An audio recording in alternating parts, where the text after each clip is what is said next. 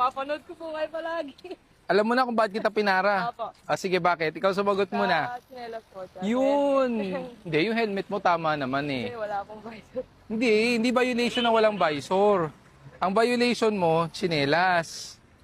Naiwan po siya yung sapatos ko sa trabaho. Sir, dyan lang po. Naiwan mo sa saan? Opo. Sa trabaho po. Papasok ko po ako. Papasok ka na. So wala kang sapatos kasi naiwan mo. Opo. Eh paano yan? Okay yung helmet mo, hindi violation ng visor. Mali yung pagkaintindi mo. Ang violation sa helmet, either hindi ka nakasuot ng helmet o kaya unauthorized, meaning nutshell. Yan, okay yan. Diba? Pero ang violation mo talaga yung tsinelas. Peram na lang ako ng lisensya. Pasensya na po. Alam mo ba kung magkano ang violation ng dress code? 500 pesos. O, may plaka ka na. Isang araw mo na yon.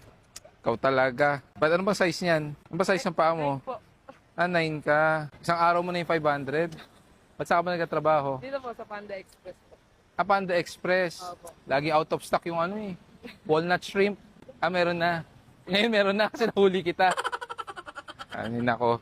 Okay, sana magbayad ka 500. Bigyan mo ako ng isang sapatos dyan. Bigyan ko ng sapatos to. Gilyo, pay nga isang sapatos. Baka naman sinadya mo lang. Nasa trabaho. Nasa trabaho talaga. Halika, para hindi ka na matikitan, bigyan na lang kita bagong sapatos. Subukan mo muna. Nakamedyas ka na eh. Tira mo kung kasya. Di ba? Sabi sa'yo eh. So, May medyas pala eh. Kala ko walang medyas. Bibigay ko siya ng medyas ko.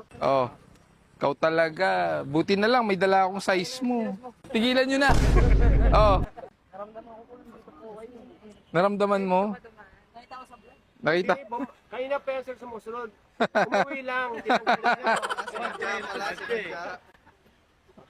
Parang sabi niya eh. Dapat nakasapatos ha, pag nagmomotor. Sige. Ito na lisensya mo. Kailangan ba ng box? Sige po. Sige. Thank you po. Ayos. Lagi mo. Halika.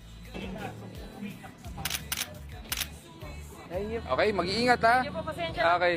Salamat sa'yo